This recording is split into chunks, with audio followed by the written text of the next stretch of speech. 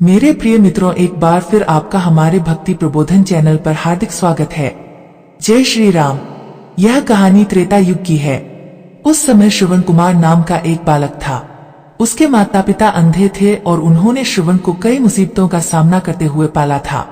श्रवण कुमार बचपन से ही अपने माता पिता का बहुत आदर करता था। जैसे जैसे श्रवण बड़ा होता गया, उसने घर की जिम्मेदारी अपने कंधों पर ले ली। वह रोजाना सुबह उठकर सबसे पहले अपने माता पिता को स्नान कराने के लिए तालाब से पानी भरकर लाता था। इसके बाद वह तुरंत जंगल की ओर लकड़ियां बीनने जाता।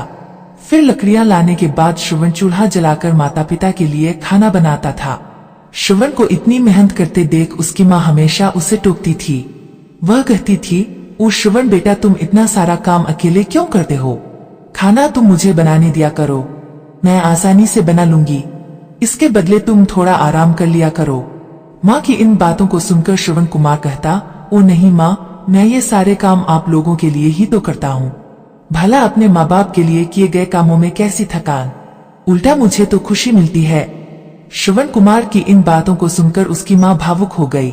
वो रोज भगवान से प्रार्थना करती, वो हे प्रभु, इतना ध्यान रखने वाला श्रवण जैसा बेटा हर माता पिता के घर पैदा हो। श्रवण के माँ बाप नियमित रूप से भगवान की आराधना करते थे। वह उनके लिए फूल और पूजा की अन्य सामग्री लाता, फिर खुद भी बिना देर किए माता पिता के साथ पूजा में शामिल हो जाता था। श्रवण कुमार धीरे धीरे बड़ा हुआ और जल्दी से घर के कार्यों को खत्म करके बाहर काम पर निकल जाता था। एक दिन श्रवण अपने माता पिता के साथ बैठा था, तभी उन्होंने श्रवण से कहा, ओ बेटा, तुमने हमारी हर ख्वाहिश पूरा की है। अब हमारी केवल एक ही इच्छा है जिसे हम पूरी करना चाहते हैं। यह सुन श्रवण ने उनसे पूछा, वो ऐसी कौन सी इच्छा बाकी है जिसे आप पूरा करना चाहते हैं? आप केवल आदेश दें, मैं आपकी हर ख्वाहिश को पूरा करूंगा। इस पर श्रवण के पिता ने कहा, ओ बेटा, अब हम बूढ़े हो चुके हैं और हम चाहते हैं कि मरने से पहले तीर्थ यात्रा के लिए जाएं। भगवान के शरण में जाकर हमें सुकून की प्राप्ति होगी। अपने माँ बाप की बात सुनकर श्रवण कुमार सोचने लग गया कि वह उनकी इस इच्छा को कैसे पूरा करेगा।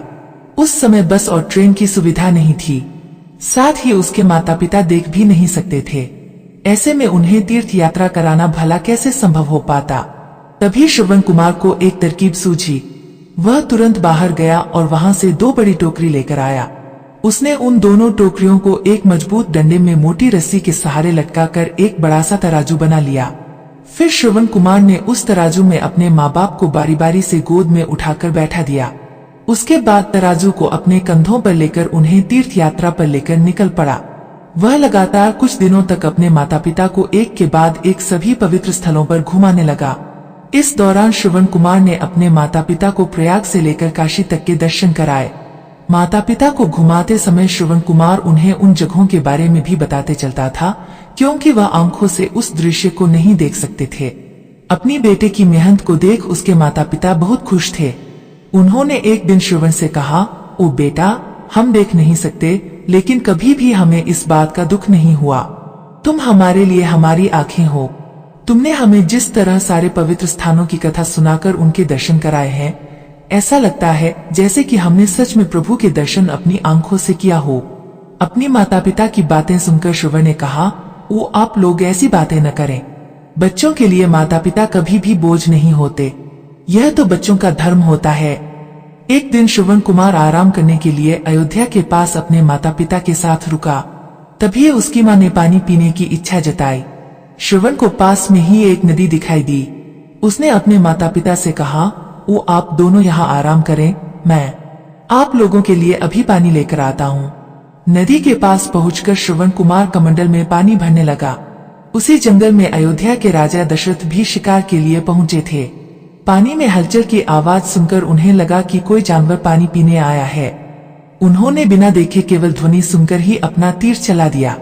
दुर्भाग्य से वह सीधे श्रवण कुमार को लग गया। तीर लगते ही वह चीख पड़ा।